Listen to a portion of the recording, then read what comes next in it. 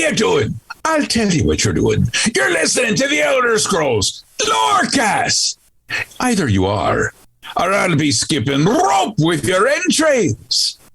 Ta-ta. This podcast is brought to you by our patrons at patreon.com/Elder Scrolls Lorecast. Robots Radio. Games. Lore. Stories. Community. Just press play.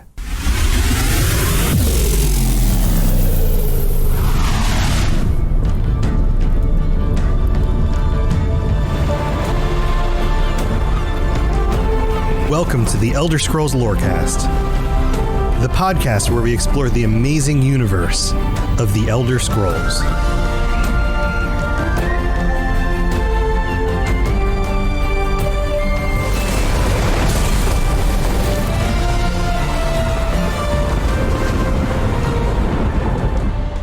Adventurers, I step out of the shadows to bring to you news of Nocturnal. Welcome back to the Elder Scrolls Lorecast. This is your host, Tom, more robots.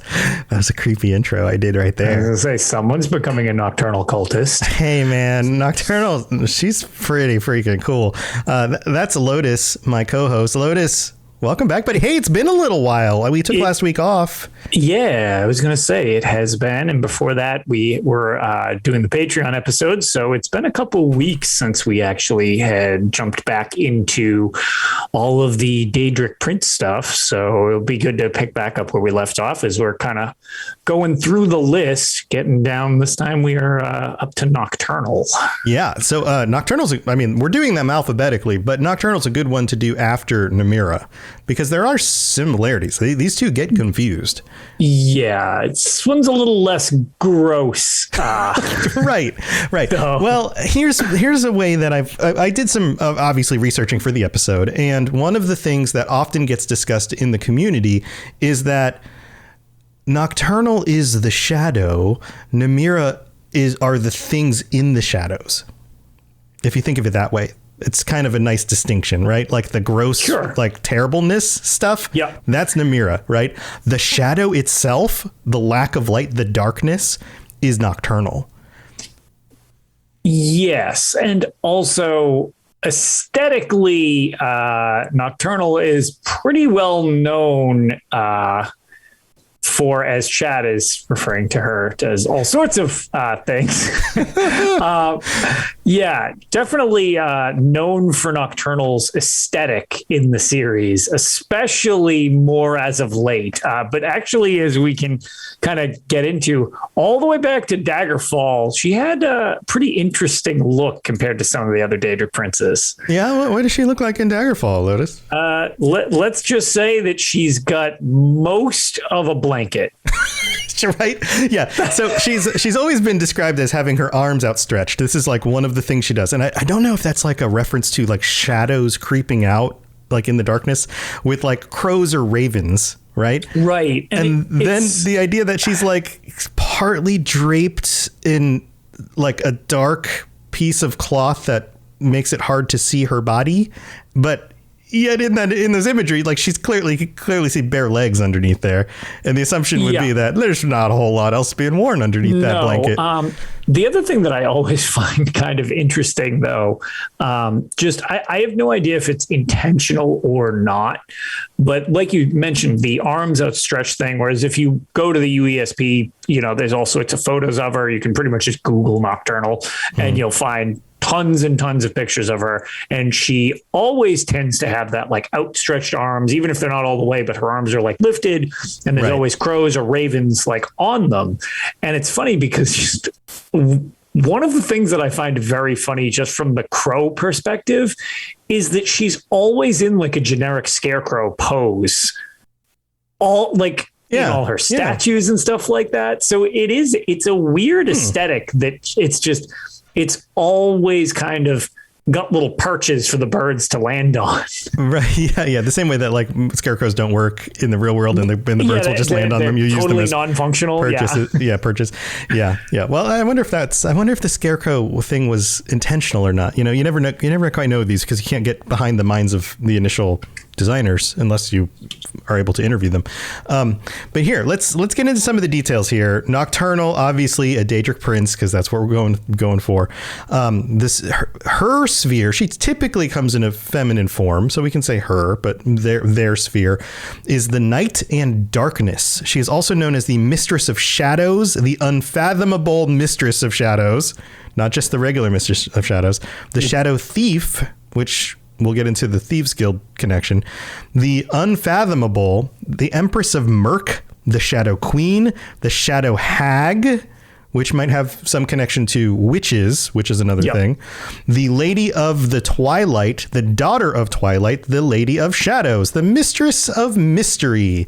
And no, that is not a Fallout reference. I was going to say, and now for the radio drama. Right. We're just spurring more people to have these like connections between Fallout and Elder Scrolls. Clear crossover right there. She has the audio drama. So, I mean, it's confirmed. It's confirmed. There it is. There confirmed. It is. She's behind Fallout 76 confirmed. She's behind the Mistress of Mystery and the whole group and the Fallout 76 quest line and all of that. It's all Nocturnal. It's all an elaborate ploy from Todd Howard. Of course.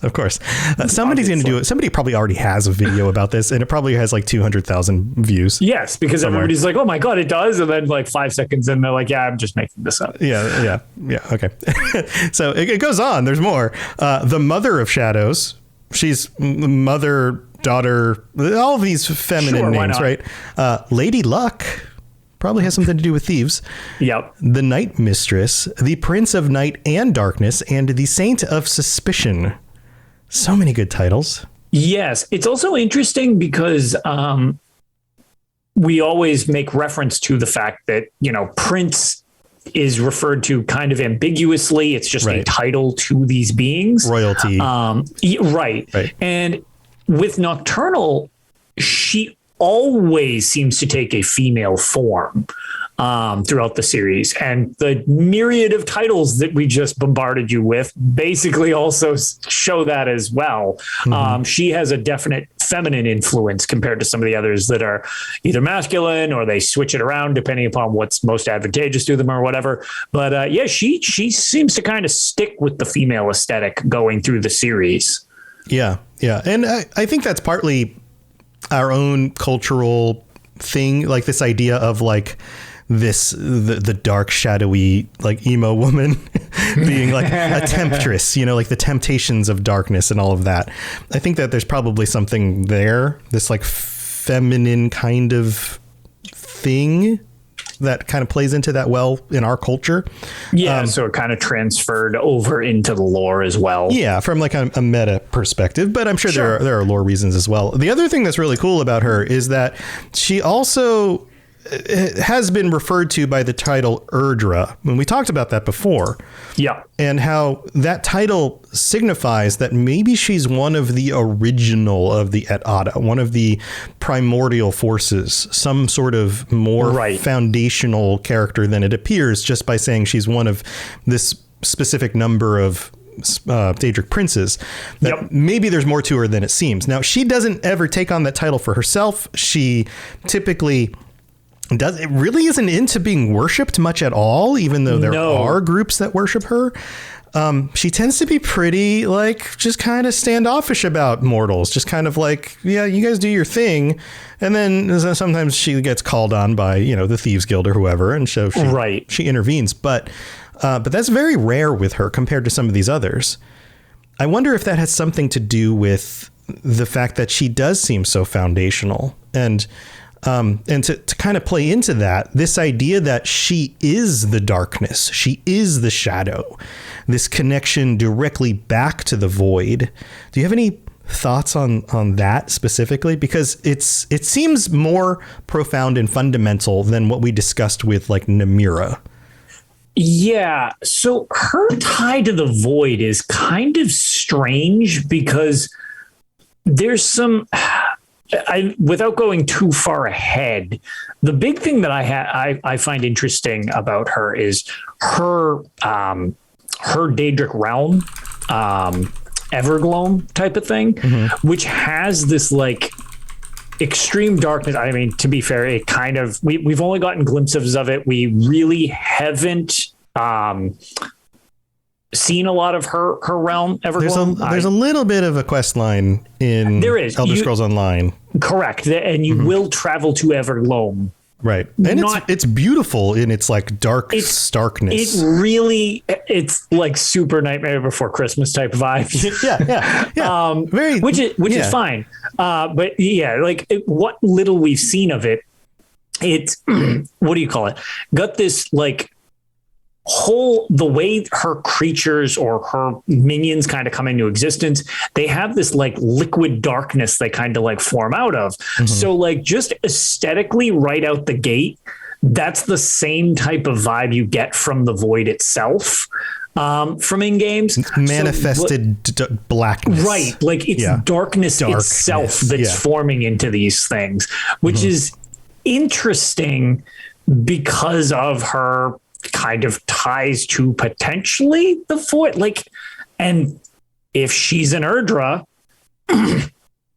that's back to the creation of all of this, most likely. Again, it gets a little dicey with what an Erdra is, because when were they formed? Did they make it through Kalpas? Like, so yeah, there's references in like among the Imperials and among the Khajiit in their understanding of these things, that she might be more foundational, that she may have been like a direct manifestation of Padme, or the dark part of Lorkhan's heart itself kind of manifest. There's even speculation that she may be even more foundational to that. Like she might be the darkness somehow that was between Padme and the other one, Order and Chaos. Ada. Or no, what's the other one? What's the other word? Words are falling out of my brain. I lost you on that one. Which word are you looking? The good side, not the bad side. Anu. I'm sorry. Thank you, T-Rex and Rob. They're here. And I'm like, it starts with an A. Which one is it? Anu Padme. And Padme, like that she might be somehow like, if imagine those two things as like orbs that come in contact with each other. Well, they must have existed within something. Right. And maybe she is the darkness, or the manifestation of the darkness in between the two of them, or something like that. There's this weird speculation about like all of like, how does she actually fit into all of that? And here's the thing that I want to throw out there. I've got some crazy ideas. Here's the crazy idea. She is darkness, but she's also the shadow. What happens? Where do shadows exist? Shadows exist where darkness and light overlap. Vulture just subscribed. Does that make sense? So if you think about it, you can't have shadows without light in order to cause something. Something occludes the light, and behind the thing standing there creates the shadow. The shadow is the place where you can see, and it's not completely black. No shadow is completely black, because there's always light that bounces in and around the item. It just occludes the direct light, right? So what if Nocturnal is what happens when the void, when darkness and nothingness itself butts up against something? What if Nocturnal is the necessary creation of the formation of things at all? Sure. Which, like, she's the boundary between darkness and light, which mostly looks like shadow. And when you exist in the light, like any legitimate being, you are a light thing, right? You are a thing of creation. You are a thing that came from the light. She's going to look dark in contrast. She's going to look like the darkness because she is shadow. Right. So that's interesting. And also the other, if we're going on this whole idea of, the Anu and Padme thing, one thing that's kind of interesting just from that perspective, as we talked about originally, was where we had mentioned that Nocturnal always seems to be in the feminine form throughout the series. Mm-hmm. But when you deal with the Dread Father, it's very much the opposite side of that. Yes. So it'd be kind of interesting if there is a tie in there. Maybe that's actually not true, but it's never under the same name type of thing. You know what I mean? Like maybe there is another side to that, but it's so different that you kind of don't make that connection the rest of the time. Yeah. Yeah. Maybe. I mean, there might be something there, and I don't know for sure that there is. This is like the boundary of like, I mean, the what if game. Right? She's never literally referred to as anything else, but it's just the fact that it's like, okay, well, there's the potential if there's like that tie-in there type of deal. Yeah, Rob, the princess in chat, clearly has a thing for her. He says she always takes the feminine form because she is mommy. That's all it is. And there you go. And I mean, that's canon. So. Yeah. Twiggy asks, are all the Daedric princes technically genderless? Yes, they are all. They are all beyond the limitations of physical creation and the creation of species like men and elves and everybody else. They have genders because they have the physical need to procreate and all of that, right? They have physical bodies. So they have to have some sort of form to be in those physical bodies. These creatures, Daedric princes, by definition, don't need to have physical forms. They choose to. And in being able to choose to, they can pick the form that they want. And so they pick forms that affect and relate to the societies and the people that they're interacting with. So there's definite intentionality in the way they pick their forms and how they come across, either because they seek to manipulate or they seek to be welcome among or whatever, right? Like there's a reason why like Molech Ball looks so scary. Right. Because the idea is to terrify those and like dominate. Or you're, Hermaeus Morin, don't give an F. Like it's just like just wants to be a blob of eyes, right? An eye blob, snappy claws and smoke and eyes and tentacles. Sure. So they pick the form that they want in order to be and project a certain image on mortals. So here, before we get to the mid break, we got to talk about the Thieves Guild. Clearly, the Thieves Guild worship Nocturnal, like they do the most their concrete work. Tie-in of a guild in the series directly to Nocturnal. Yeah, like there are worshipers, there are people who, but she's basically like doesn't pay them any attention. So there's not tons of them that are outwardly acting on it, like putting on like cows and calling themselves worshipers of Nocturnal. But secretly, she has many followers, many people, anybody who seeks to use the night to their benefit, use the darkness to their benefit, in some ways is worshiping Nocturnal, specifically the Thieves Guild, who are very open about this. Yep.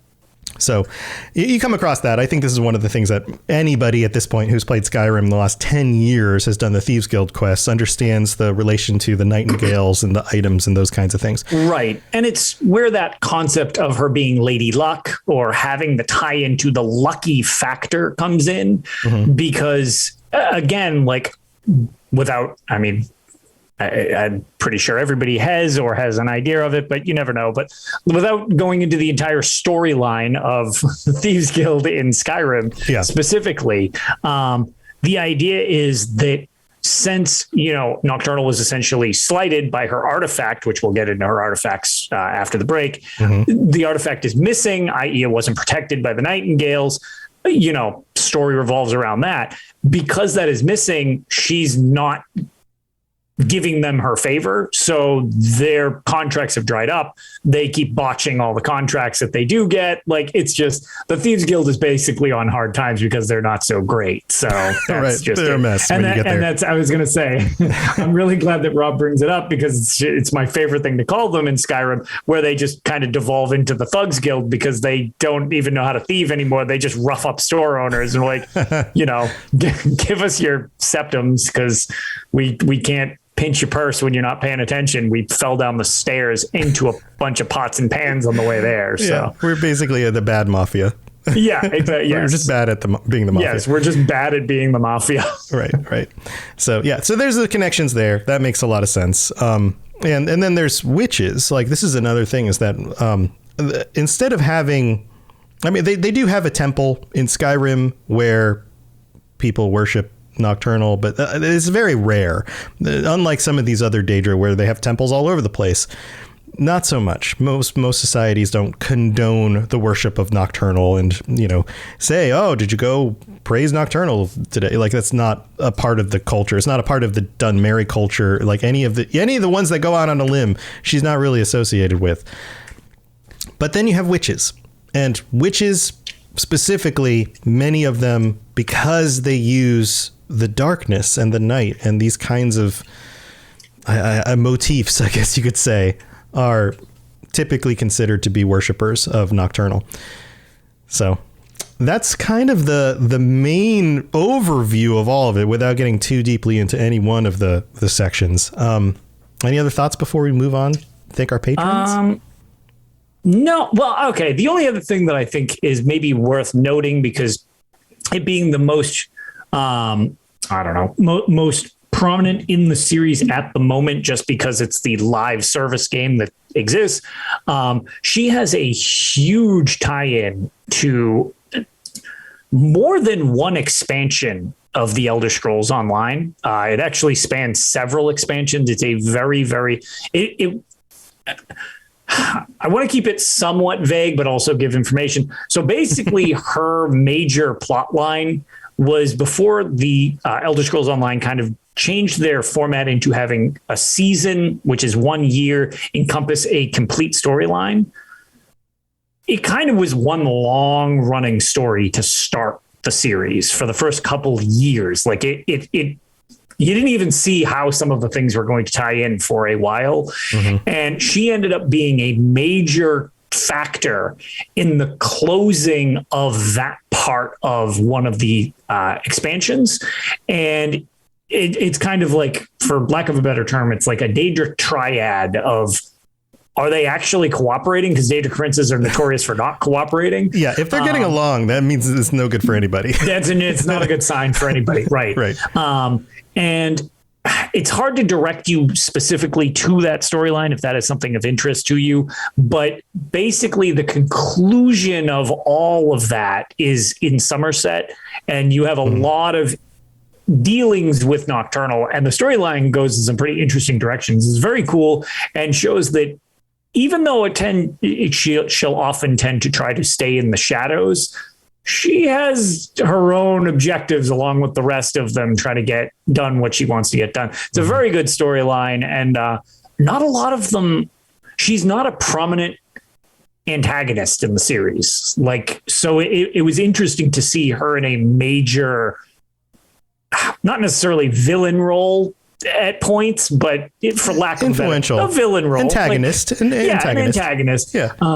But yeah, so it was interesting to have her be less of a side Daedric prince, like doing her own thing, like Hermaeus Mora tends to be. Mm-hmm. Like some of them are a little more neutral than Molag Bal and stuff like that. And she played a pretty major role in the Somerset expansion, which, as we have many fans of Nocturnal, if you haven't played that expansion, definitely recommend. Yeah, and you get to go to her realm. You get to see more of the creatures and the type of Daedra that are involved with all of that. Same thing with the Clockwork City expansion. It's a DLC expansion chapter. You get some touches of going into Evergloam there as well, and you get to see some of the realm. That's true. Yeah. I forgot about that. Yeah.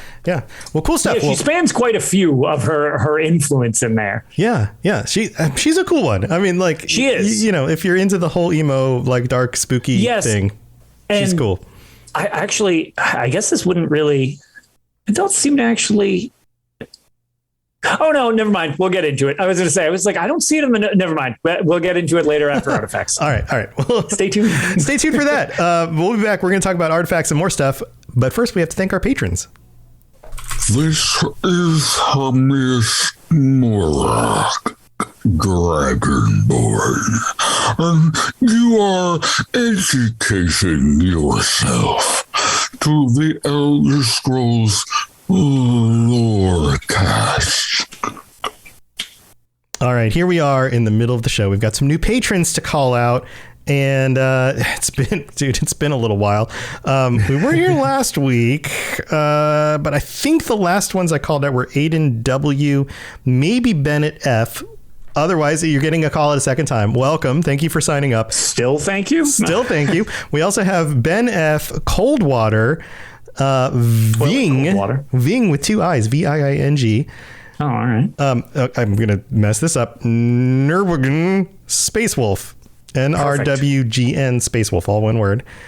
And Pillar D and Jake T. Sorry. There we go. That's everybody. Welcome to the Patreon. I'm glad you guys are here. And thank you to all of you for helping to support the show. I really appreciate it. We're down to 99. We've had some of our tier 5s drop off because they probably signed up for those first 90 episodes. They got what they wanted. They moved on. Absolutely. Totally cool. Thank you for that's why you set it up like that. Yeah, thanks for coming. I hope you enjoyed it. I hope you enjoyed your time with free episodes and those kinds of things. But we also have to thank our Daedric princes, Kira and Noodle Al Dente. Thank you so much for your support, and all the rest of you guys, all the different tiers. Big news, Lotus. We got a few things to announce in the middle of this episode, so don't go anywhere. This is going to be a little bit. We don't have any reviews to read out, so this is going to take the spot of the reviews. Leave a review if you'd like to help us out. Apple Podcasts, give us a rating. I was going to say, no worded reviews, but I actually just, when I was going through organizing just setups and stuff like that, just because I noticed it from Tales as well, the other podcast I do, even though there aren't any written ones, thank you for all the 5 stars, because it just gives you the number. So absolutely. Yeah. If you don't want to write something and have it read out on the show, just drop a rating. A 5-star rating is amazing and super helpful on both Apple and Spotify. So whatever you listen to, if you listen on either of those, even if you don't listen on those, if you have the app, you just want to go in and drop us a rating, that would be awesome. It still counts. Like, you're still listening to the show, right? Like, it still helps people find it. So that's very helpful. So thank you to the unnamed stars. Yes, thank you very much. I would like to say thank you directly, but that's the best we can do right now. So here's the thing. We're in the second week of August. The shirts for our patrons and the stickers. So if you're tier 3, you get stickers. If you're tier 4, you get shirts. And those started at the beginning of September last year, which means there are 4 shirts. You get one every 3 months as long as you stay subscribed. They're each Daedric princes, and we're going alphabetically through them like we've been doing with these episodes. And they're designs that I've put together myself, and a lot of people love them. Everybody shows off the shirts when they get them. That's coming to an end. But that doesn't mean that you still can't get the year 1 shirts if you act soon before the end of the month. So if you are interested in getting those shirts, you can actually get double shirts if you sign up within the next few weeks, because what that means is it will put you on track every 3 months to get the year 1 shirts, which you can still get through the next year as long as you sign up now. If you sign up in September, then those shirts go away. That also means that since you have signed up for, say, tier 4 to get the shirts, if you stay on and you're getting the tier 1 shirt, the first year of shirts, that means you're going to start getting the second year of shirts starting next month. So 3 months after September begins, you'll get the first of those shirts. So you'll end up getting like a shirt a month. And then it's like, so I think it would actually, so if you signed up right now, it would be like you'd get a shirt in November and a shirt in December, skip a month, a shirt in February, a shirt in March. So like every 3 months for the first year, and then every 3 months for the second year. Does that make sense? I think so. So if you want to get the tier 1 shirts, you have to sign up, or the year 1, not tier 1, year 1 shirts. Man, this is confusing. You have to sign up now before that goes away. If you do, you'll start also getting year 2 shirts once those start rolling out in the next few months, if that makes sense. If you only sign up next month, then you can't get the year 1 shirts anymore, but you will start getting the year 2 shirts. Does that make sense?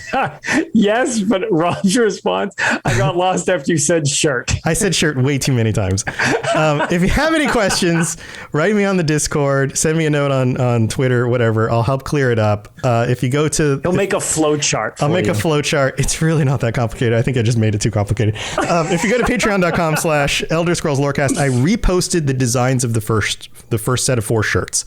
So you can see them if that's something you want. It starts with Azura and it moves forward. There's like, Clavicus Vial. It ends with Hermaeus Mora, which I think is my favorite still. And then starting in September, you'd start getting the second set of shirts, which I posted on the Discord. I will share those on the Patreon soon. I think the designs are awesome. I'm still jealous that I can't have them. I would concur. They are very well done. It's almost like the artist of them is very good at making shirts. This is just a side thing. I don't like, I put them out there and then people are like, those look really awesome. And I'm like, thanks. I don't consider myself a graphic artist, but I appreciate it. So, well, my YouTube channel art from a lot of my screens is due to you as well. So I'd say you're quite good at it. maybe you tinker around stuff long enough. Maybe you get okay. But I hope you guys enjoy them. This is one of those things that I know I would want them, so I'm hoping you guys do too. It's that kind of thing. Like, I'm tempted to just make my own and order my own shirts. So go check those out. They're awesome. And the other thing is, I'm no longer doing the multi-stream thing. I tried that out for a while. I think it just confused people. So I'm back to streaming primarily on Twitch. So if you'd like to join us for the live show, we're still at the same time, Thursday nights, 9 p.m. Eastern, 6 p.m. Pacific, and twitch.tv/robotsradio. And if you want to sub or drop some bits or whatever, you can do the Twitch thing. And I'm going to try and stream a little bit more often again, doing games and those kinds of things. And so I'm thinking maybe Mondays, Wednesdays, Fridays during the days, if I can, maybe in the evenings on occasion when I'm not doing a show. That kind of stuff. So lots of stuff going on. If you have any questions about any of that stuff, just send me a note or post something on the Discord. How about we do the rest of the show? Sounds good. All right, here we go. You're listening to the Elder Scrolls Lorecast, dear child of cities. That is why the Night Mother loves you.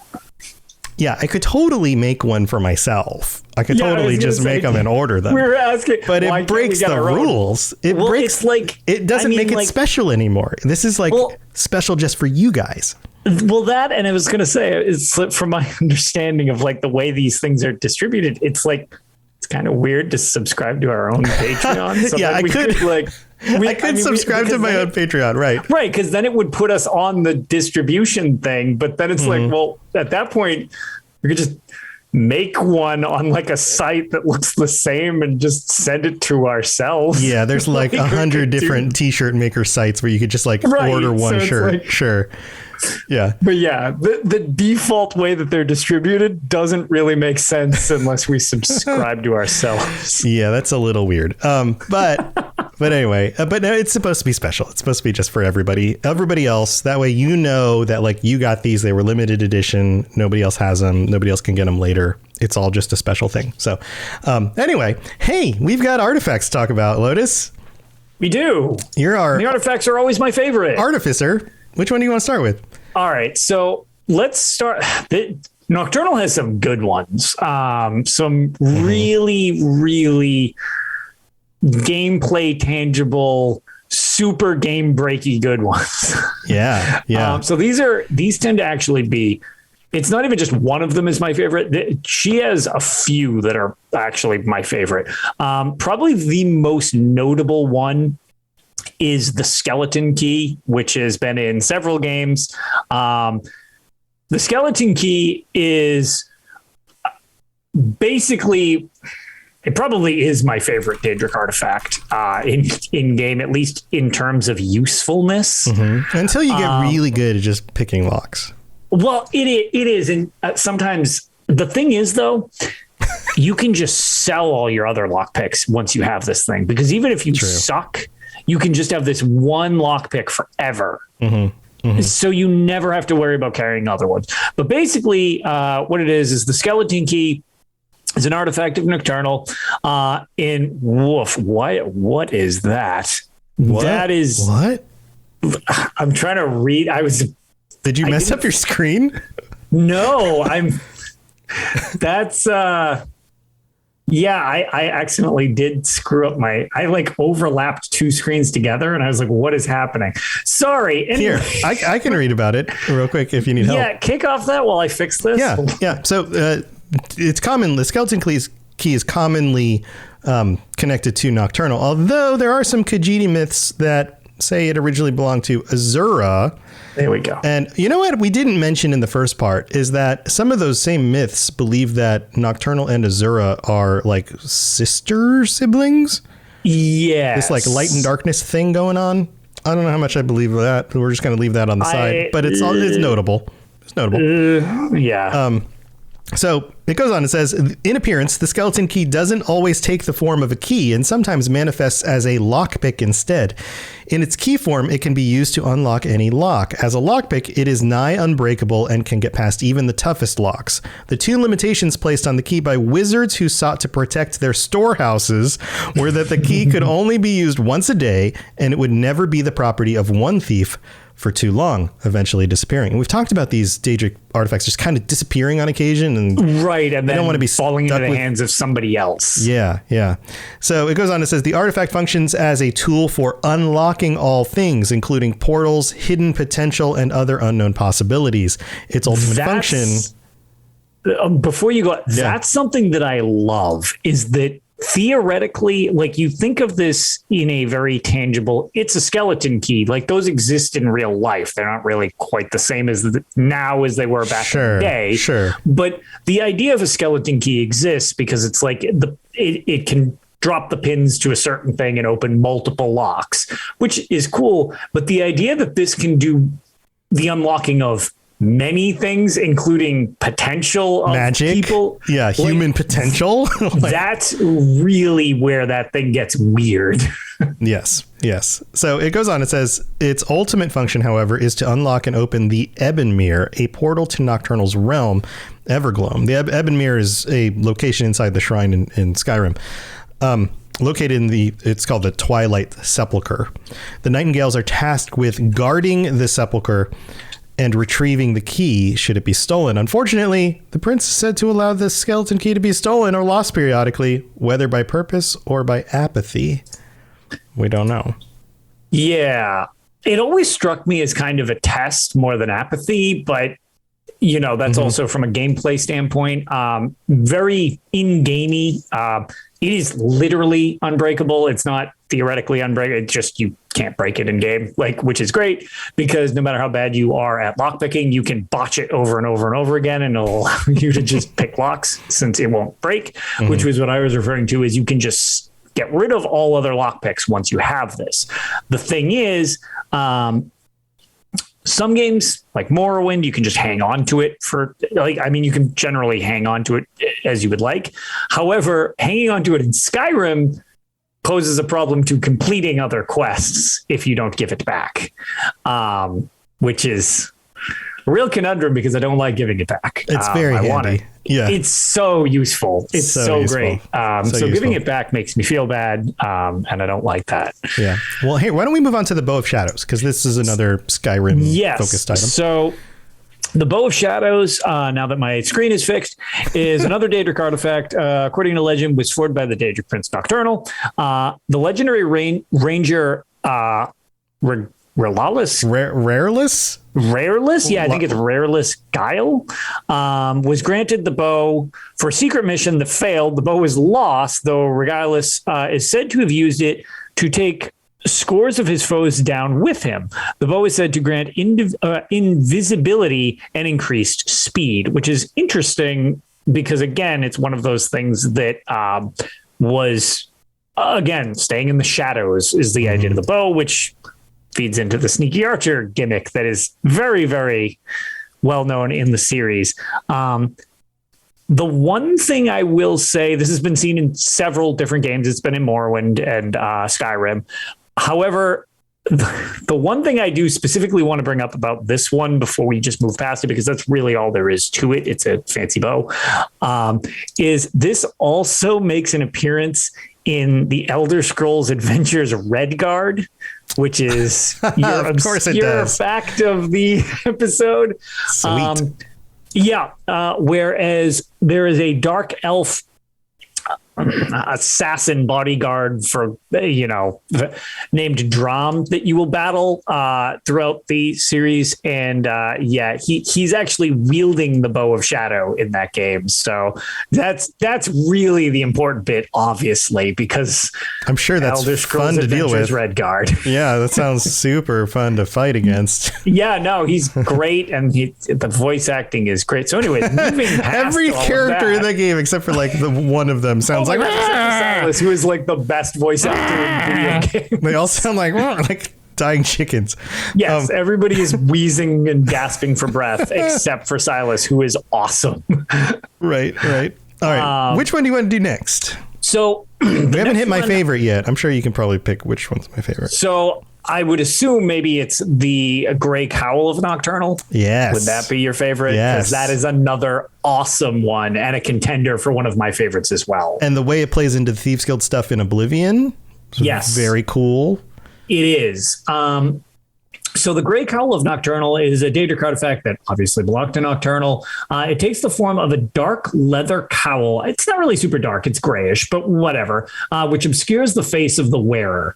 Nocturnal is revered as a god of thieves amongst Tariel, as we had brought up earlier. Her reputation as the mistress of shadows has sometimes led thieves to attempt to steal an item from her to prove their greatness, which is also kind of interesting that she becomes the mark so that people can prove that they're that good of a thief. They rip off their own god. Yeah. Yes.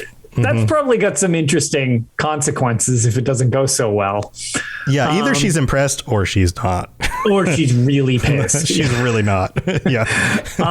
As Nocturnal is usually depicted as wearing a cloak and a cowl, it is around these two items that the legends have arisen. The story of the theft of Nocturnal's cowl is probably that of fiction, as there is at least one story of the theft of the cowl, but the cowl has been known to leave her possession. So that's like a thing, is other people do gain use of this. So whether or not people actually steal it from her or whether it's bestowed to people is kind of like where the legend comes into play. Right. And to kind of, I don't know, cut to the chase on this one, it makes your identity unknown. People are just know you by the cowl and no longer by who you are. Correct. And the thing that's very cool about this, because this is appeared in Elder Scrolls 4 Oblivion, and it is super great because it will actually reset your stats based on you being the Gray Fox, which was the thief title. Known for wearing the gray cowl. And basically when you put on this cowl or somebody else puts on this cowl, their actual identity is obscured so that everybody just thinks it's them. Like, that's just the Gray Fox. And it resets your stats to a crazy high infamy from the Gray Fox. But at the same time, if you can commit crimes and then get into an alley and take off the hood, nobody knows you did the crime. Right. So it's really effective in game. I'm Batman. The only side effect I will say of that before we move past that one is the Gray Cowl actually can have some bad side effects to overuse in game. One big problem is try not to, or, I'm sure there's add-ons to correct it, but in stock standard vanilla Oblivion, don't talk to too many quest givers with the cowl on you, because it will obscure your identity to the point that the game will sometimes lose track of your character model doing the things that they did.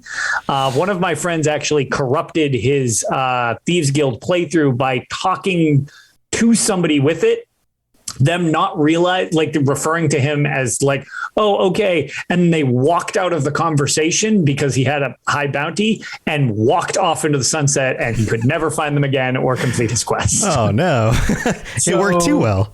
Yeah. So it worked a little too well because they didn't think he apparently ever returned with the completion of his quest. Nice. Yeah. So be careful. Yeah. It might work too well. But definitely a cool one. I remember playing through that and not knowing what was going to happen, and discovering pieces of it as you went and being like, wow, this is actually really cool. Yeah, I just, the other thing that I really like about that is it gave you detect life, which is like, I feel an underplayed thing in that game, because it made it real easy to follow people's patterns, where they were going and stuff like that. Or see things in the dark when you were being a sneaky archer. Yeah. Exactly. You didn't need a giant torch to light your way when you just followed the little pink mist trail to where the people were. So I feel like Oblivion was darker than Skyrim too. Like, the dungeons are kind of self-lit in Skyrim. I have to use mods to make them feel dark. Yes. But there are places in Oblivion, like some of those Ayleid ruins and places where they weren't gems shining. Right. That felt like these dark corners of these rooms. And like, if there was a monster in there, you wouldn't be able to see it necessarily until it came out at you. Yep. Yeah. So that would be nice. Note to Bethesda, as you're working on this next Elder Scrolls game, maybe actual dark, not all of them, but maybe some of the dungeons, make them real dark. Darkness. Yeah, make them real dark. Darkness. Make light necessary, or detect life or whatever. So we've got two more that are much less known than the 3 that we just dealt with. The next one is the Eye of Nocturnal, which is an item of note, and it little is known of the item's origin or abilities other than that it was stolen by 2 Argonians in the 3rd era 433 and subsequently returned to the prince in exchange for the skeleton key. Nocturnal described herself as being able to see from the eye, stating that when the thieves stole it, she was able to see them with the artifact, which is like... It's a drone. It's nocturnal drone. Yeah, it's exactly. So you attach some wings to it and you fly it around, and it's great. Right. Sell it to Amazon, it'll deliver your packages. Delivered by Nocturnal. Yes, Nocturnal delivery service. And then the final item is the Shade Sickle, which is said to be created by the Bretons. The blade of the sickle has a unique ability to separate the living from their shadows, which sounds weird. Those struck by the blade slowly and gradually were stripped of their ability to think consciously and turned into hapless beings akin to thralls. It's associated with Nocturnal, which is kind of why it's tied to her, even though it was a Breton creation, and was a powerful instrument of her will. Despite its common appearance, the blade was prematurely. I prematurely don't know what is that word? What? It was prematurely. Preternaturally. That's preternaturally. I've never heard that. Yes. Okay. Yeah, like impossibly, like. Yeah, I was going to say, just from context. Yeah. Okay, cool. Well, I just learned a new word. Preternaturally. Fantastic. Sharp and filled those who gaze at it with a deep sense of foreboding. I mean, I guess if it's so sharp it kind of bends reality, that seems like it would be a little foreboding to look at. Yeah, that's pretty messed up. Yeah, this is an ESO item, I believe. I think this one only shows up in ESO Blackwood. Has something to do with one of the quest lines in there. Bloodrun Cave. Yeah, that kind of stuff. This is a literal side quest. Yeah. Some of these little side quest things are hard to remember. Even though you play them all, it's like, which one was that? There's so many of them. There's a lot. There's a lot of them. So there was something else you wanted to tap into. So the only other thing that I really wanted to tap into, and I made reference to earlier, is kind of her servants, as she has some interesting servants. Each of the Daedric princes kind of have their own little gang of thieves, so to speak. And she's got some rather interesting ones in terms of the suggestiveness that we were joking about earlier in attire.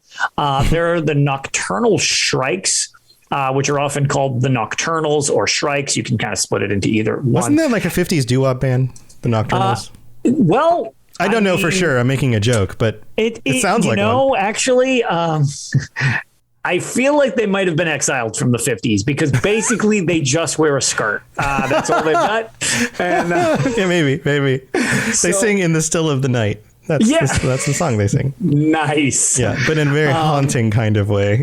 A very minor key. They have even less attire on than Nocturnal in games, and their hair is very strategically placed. Yeah, they're kind of the most booba characters in ESO. They really are. I don't know who got that across, who the designer for that one was, but they are voluptuous enemies. It definitely kind of gives off the vibe of some of the characters from Elder Scrolls Battlespire as well, which you actually do deal with some Daedra that. Also, just a hair covering specific places, or not. Yeah, or not at all, because Battlespire really took advantage of that M rating for the 90s. For adults. Yeah, so adults just FYI, are the only ones who can see nipples, even though everybody has a nipple. Correct. Society is so strange, but yeah. It's a little weird. But yeah, so like there's definitely some tie-in to references with the Shrikes kind of finding their formation in Elder Scrolls Battlespire, and then kind of becoming solidified as the series goes on in Elder Scrolls Online, where you deal with Shrikes quite frequently. There's also Grievous Twilights, Gloam Knights, the Wraith of Crows, which really, the Wraith of Crows is very, very creepy. He's kind of like a decomposing crow, and the lankiness of him.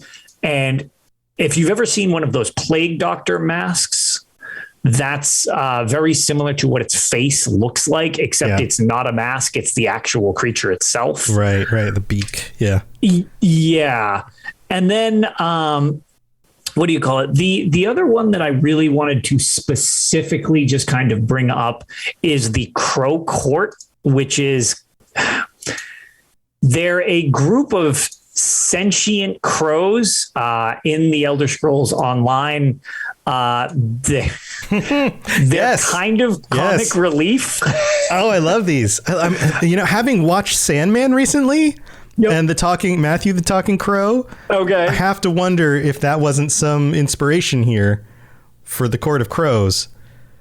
Possibly. I mean, this does occur in other mythology too. The idea of like a talking crow is a very old concept, but yes, kind of cool. Yeah. So there's definitely, and people definitely kind of reiterate the fact, the Crow Court is definitely kind of like become a fan favorite because they're pretty goofy. Their quests are very entertaining because they act like crows. They remember the pigeons from Animaniacs? Yes, I do. That's these guys. Yes, that is them. Yes. So they squawk and fight amongst each other. It's a lesser known thing, although it's several years old now. So if you haven't found it, I guess this is how you will know it exists. But they make appearances now throughout the series, other than just they had a couple base game appearances. Very specifically, if you go to the Stone Falls public dungeon, that's where their storyline really takes effect.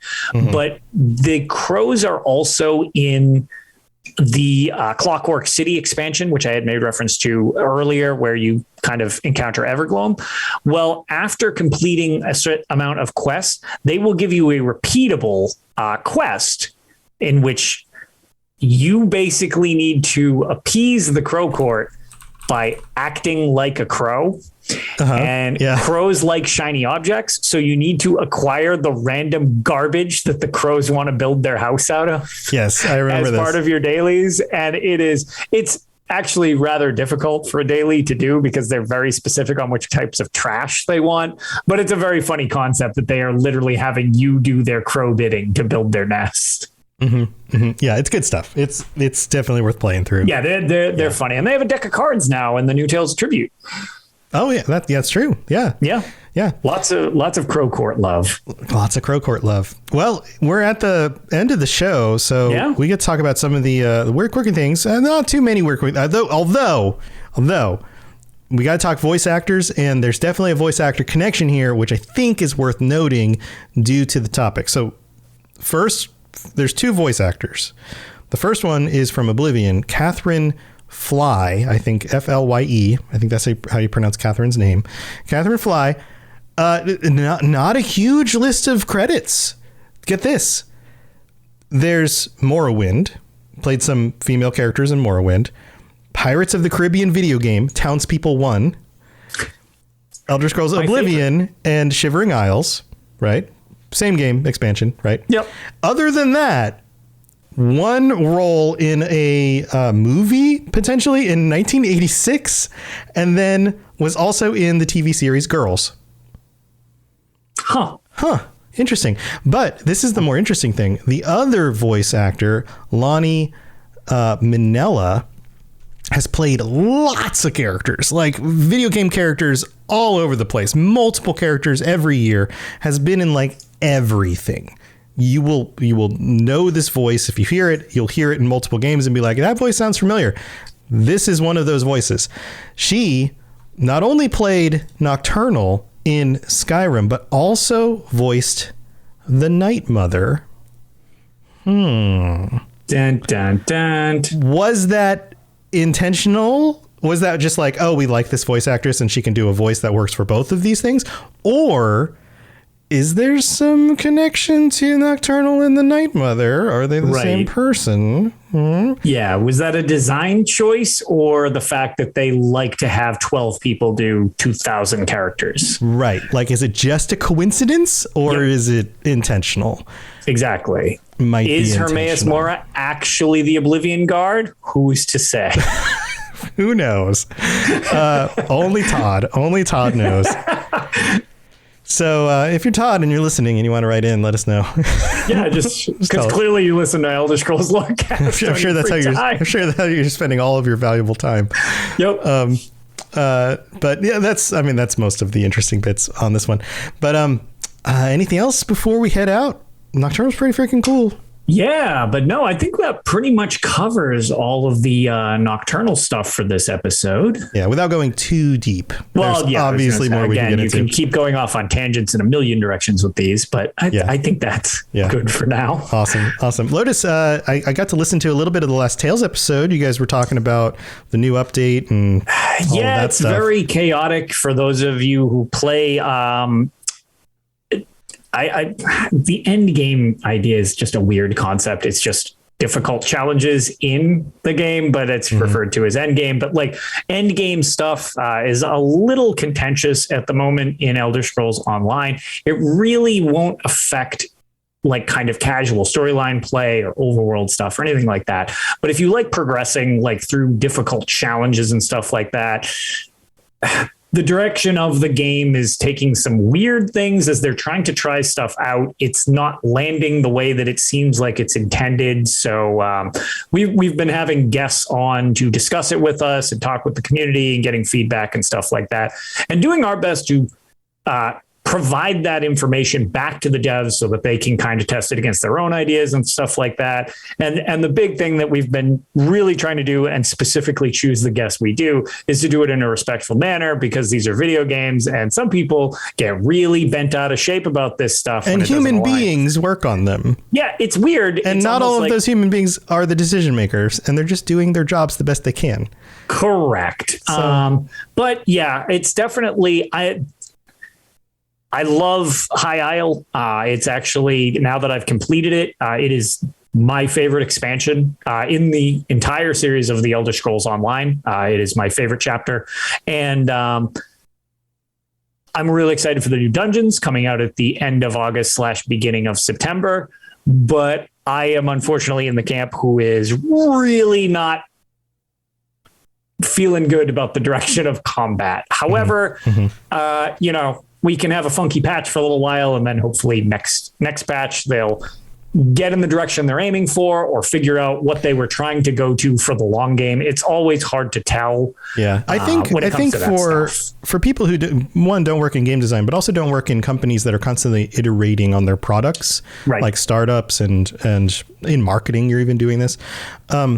The one thing to keep your eye on is the stated goal. If they've made a stated goal that you can actually measure against, then just because the most recent patch doesn't actually get us closer to that goal, doesn't mean that they're just going to give up with that patch. Correct. Especially in game design, if there's a stated goal and there's measured progress to that goal, then the assumption should be, as long as that goal is still the goal, that things should progressively get closer, even if they take some steps in the wrong direction in order to figure out what's the right way to get there.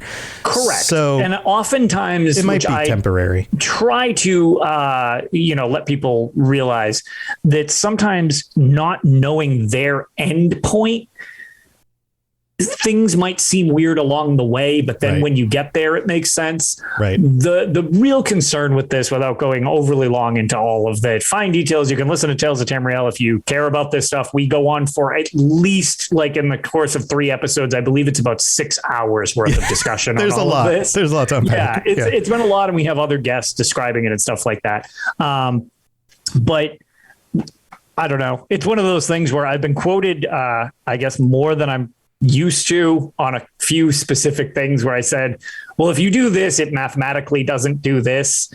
And there were a few situations where that was exactly what they did. And I'm like, oh no, that's not good. It's like, so it's been a little bit of a disconnect, it seems like, with the objective compared to what actually happens in practice. Right. So this definitely seems like a bit of a hiccup with how combat is going to be in that direction without either one, more information, or two, maybe it just didn't have the effect they were hoping for. Right. But the thing that why I don't fall apart at the seams over this is if it, to the most extreme, it plays, it's fine.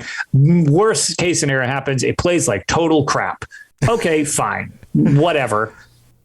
They can adjust it the way they just adjusted it to bring it here. The next update, they can fix it. Like, because they're not just going to leave it feeling bad like that. I mean, player retention, that doesn't make sense, and business wise, that doesn't make sense. They're not going to do that. They don't want to tank the game, so they're going to do. Eventually, they're going to come around to doing the thing that actually works for the majority of people. So worst case scenario, I'm just basically like, okay, well, I think I'm going to play story and overworld and group stuff like that, and I don't really think they've done so many changes to try to make the game accessible to different groups and add these new things and correct problems in code and all these things. It's become too much for me to keep up with and try to progress these incredibly hard challenges. So I'm like, once they do some other stuff, I'll get back. Maybe even play some other games. Exactly. Yeah. I was going to say Daggerfall is officially installed. Everybody's been nagging me to play that and just suffer on stream. So there you go. I've got Elden Ring installed as well. Oh, dude, nice. Yeah, I play things to beat myself up. Yeah. So Rob and Sam N7 Legend and my friend Chris and I were about a week and a half ago. 2 weeks now, because I was on vacation, playing Elden Ring co-op together on stream. Oh, neat. And that is nuts. We did co-op through a randomizer, which randomized all the enemies and all the items. Super weird, but at least you have your buddies there with you. Right. It's a little janky, but it worked, and it's nuts. So if you want to join us for something like that, I can help get you started. Yeah. Well, I was going to say, I know we had discussed the Skyrim one too. Yes. So there's Skyrim together, which I've got installed as well. Still janky. I've never tried. I haven't fired it up yet, so I don't know if I did it wrong and it's a janky mess. But I was going to say it's kind of janky as it is, but it's definitely one of those things that we can play. There you go. But hey, that's the other thing is that I'll be trying to stream some more, play some more games with people. I need to spend more time with other humans. So I get lonely, guys. I work in a house by myself. So yeah, come out to my streams, twitch.tv/robotsradio for that. Go check out Tales of Tamriel. It's available on all your podcatchers. And go check out my other podcasts. If you like Fallout, the Fallout Lorecast. If you like Lord of the Rings, the Lord of the Rings Lorecast is now going real well. It's a holy mother of God. It is the fastest growing podcast I've ever done. Get this. We know that this podcast has a big audience. Yeah. Last week, it got more downloads than this podcast. There you go. That's like Lord of the Rings is popular stuff. It's nuts. And people have been the Amazon series right around the corner. Yeah. People have been so complimentary about it, saying such kind things, and the community is amazing. So go check that stuff out. Put out a lot of content out there for you guys, and all of it's free if you want it. So just go get it. But thanks for being here. Lotus, thanks for being here. Chat, thank you for being here as well. Always happy to see all of you guys in there. Only thing we should say, QuakeCon's right around the corner. Oh yeah, there's one more. We have too many things going on. It's almost like there's a lot of stuff happening. So last year we got to do a segment for QuakeCon where we did a quiz show, and so they wrote us again and they were like, "Hey, you guys want to come back?" And we're like, yeah, absolutely. So we have some different guests this time, some streamers that you might recognize. I'm going to leave all this for fun in order to make sure you guys just log in and see what's going on. It will be on noon on Friday. So Friday, I guess that's next week, isn't that? The 19th. Yeah. Is it noon or 1? I'm sorry, 1 Eastern, noon Central. Beautiful. 10 Pacific, however that works out, right? Perfect. So it's in the middle of the day on Friday. There's multiple channels that you can watch QuakeCon stuff on. There's a calendar on the QuakeCon website. Just go look it up. We'll put it up on the Twitter. We'll put it up on Twitter. We'll put it up on the Discord. You guys will be able to find it. Lotus goes up against two well-known ESO streamers about High Isle questions where they have to try to lie to each other in order to convince themselves of either not being the truth or being the truth when it's not. It's a ton of fun. You guys are going to love it. We're excited for you guys to see it. It was super fun to record, and hopefully I'm able to redeem myself after losing to Aramithius on the final question last time. Well, you just have to tune in to find out. Yep. Find out who wins. But yeah, it's a close one. It came down pretty close, I think, if I recall, until about the last question. Anyway, go check it out. It's a lot of fun. Yeah, go tune into that stuff. And thanks for being here, everybody. We will see you next time. Stay safe out there. See you guys later. Everybody. Thanks for joining us. We'd love to hear from you. You can reach me on Twitter at robots_radio or Lotus of Doom at Lotus of Doom. Also, you can join us on the Robots Radio Discord channel. You can easily just search Robots Radio Discord on Google or check the description underneath the podcast. Also, this podcast is recorded live every week on Thursday nights, 9 p.m. Eastern, 6 p.m. Pacific on the Robots Radio channels on Twitch, YouTube, and on Facebook. So just search Robots Radio on any of those platforms. Come join us. We'd love to chat with you while we record the show, or before or after. Either way, just come hang out with us. And if you're looking for more information about my shows and the shows on the Robots Radio Network, go to robotsradio.net for all the information about all the shows on the network, including the Robots Radio Rocket Club, where I help both new and existing podcasters to grow their shows, build their audiences, and create the best podcasts they possibly can. All of that at robotsradio.net. We'll see you next time.